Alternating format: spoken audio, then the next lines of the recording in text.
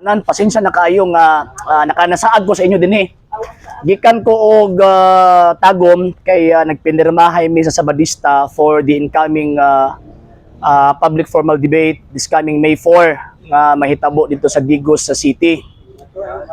So bali ang mahitabo, so daghan sila versus kitara. Ang muatbang sila is usa ka buok. And hopefully, pinagi sa inyong pag-ampo, makalahutay ta ni anang mong argumento. And at the same time, ang mahitabo is atong mapalapnag, atong mapahibalo, kung sa nga to ang gibarugan, isip mo ilagda nga og pamaagi nga kundiin ato ang mapahamtang or ma-inform nato ang mga igsuon nato mga Katoliko concerning sa gitawag og kamatuoran. Ganina, before ko mag-touch kay ate, ganina nakadungog ko adtong argumento sa ato ang higala nga dili Kristiyano usa ka Muslim nga igo na ang maayong buhat para tawag ining maluwas ta, which is partly correct but partly wrong. Ngano man kay dili pwede nga ang buhat lang sa tao ang saligan aron ta maluwas. Ngano man St. John chapter 15 verse 5 ingon pa ni San Juan, "Without me you are nothing." Kung wala ko, wala mo'y mahimo. So, buti pasabot, bisan pag-unsa ta kamaayo mo buhat aning kalibutana, kung wala ta nahiusa kang Ginoong Jesucristo, katong gingon ni ate kaganina, na usa ta diha sa iyang simbahan, pinaagi sa gitawag og bautismo, wa gyapon pulos ang ato ang pagpaningkamot sa hinungdan nga dili kita ang manluwas. Ang kaluwasan nga gihimo ni Kristo dito sa krus mao ang paghiuli sa relasyon tali sa tao ug sa Dios. Diin ang ato ang guilt after nakasala. Si Adan ug si Eva natangtang kini pinaagi sa grasya sa iyang kamatayon. Pero remember, every person, every tao nga nakakumit og sala, kumapasaylo siya, yes, nauli ang iyahang relasyon, pero na ay damyos nga iyang mahimo kay every sin nga himuon sa tao na anay katugba nga damage nga bayaran sa tao. Di na si Kristo ang mubayad ana. Kay human na naman sa dibayad, katong ato ang guilt, iyang gipahiuli pinagi sa gras kamatayon.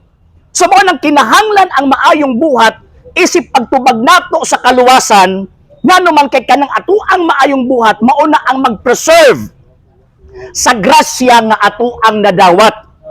Murabag pananglitan ba kanang gina-example na ko always. Nakakawat ko o nakabuak ko usa ka botelya nga soft drinks. Pagkabuak sa usa ka botelya nga soft drinks, nangayo dayon kog pasaylos tag iya. Niingon ko, "Madam, pasaylo ako kay nabuak nako ang imong usa ka botelya nga soft drinks." Manuloy-on man ang tag iya, niingon ang tag iya, "Walay problema dong. Gipasaylo ta ka. Apan bayari ang imong nabuak." Muna akong giingon nga every sin na ana siya damage. Pero katong actual, personal, kay katong original, wa mo ti damage to. Ang mabot-pasabot nako, walay tawag anang personal damage na bayaran niya. Nya matangtang to pinaagi sa kamatayon ni Kristo through the sacraments. Mga sakramento. Matangtang to siya. Buti pasabot kadtong butang nga wa gihimo sa bata apan gihimo sa unang ginikanan adun og si Eva, si Kristo ang nagbayad adto.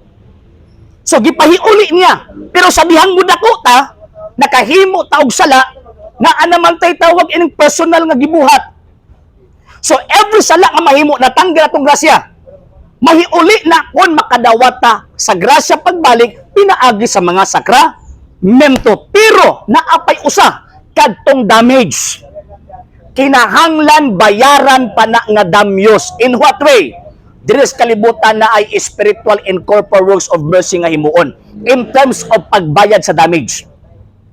Unsa man ang corporal works of mercy kanang mutabang ta, magpakaon ta sa mga gigutom, magpainom ta sa mga giuhaw, o mo nang corporal works of mercy. Naa po tay spiritual works of mercy kini ato ang gihimo karon.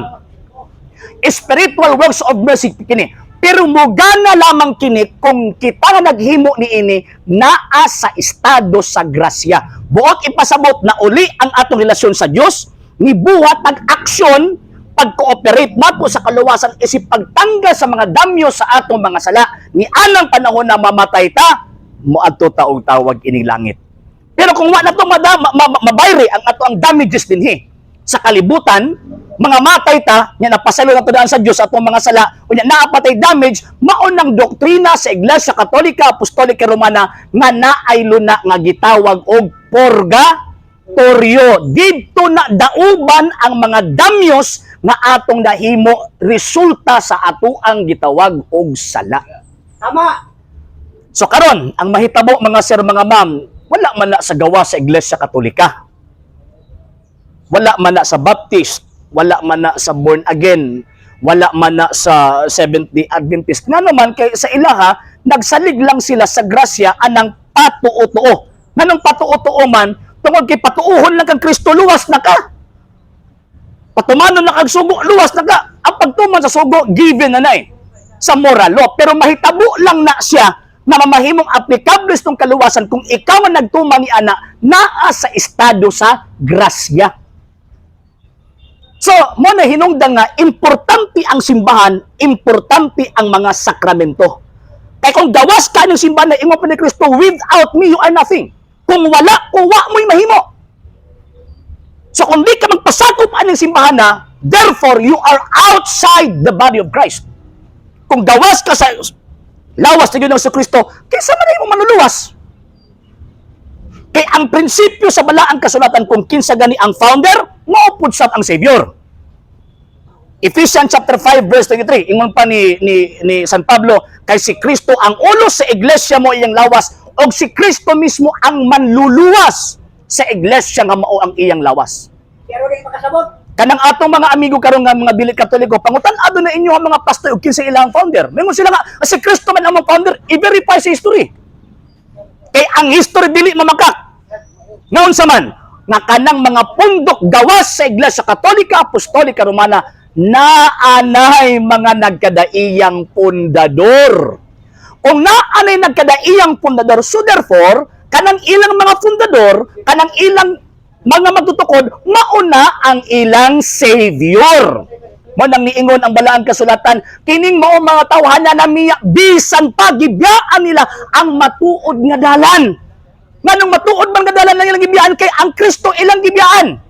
Instead, ilang hangpon si Kristo, ila na hinuong gisalikway ang Ginoong Hesukristo. Mo na importante nato sa ato ang pagtuo na atas sa iglesyang gitukod ni Kristo. Kaya ang iglesyang gitukod ni Kristo, outside of that, why grasya? Kung why grasya, wa gyud tay kaluwasan. Okay? So hindi pa po nakapag-follow sa mga pages po natin, i-follow nyo po yung mga pages po natin, RJ Horolanciano II, TV Apolia Punto Argumento page, Kuya Apologies TV page, and RJ's Vlog 2022. And pwede rin po kayo mag-send po dyan ng Facebook stars. And also, sa atin po mga channels, sa hindi po nakapag-subscribe, i-subscribe po ninyo yung mga channels natin, Dalay Catholic, Apologies International Official, RJ Sano II TV, Kuya Apologies TV, and Barrio Kawayan Religious Forum.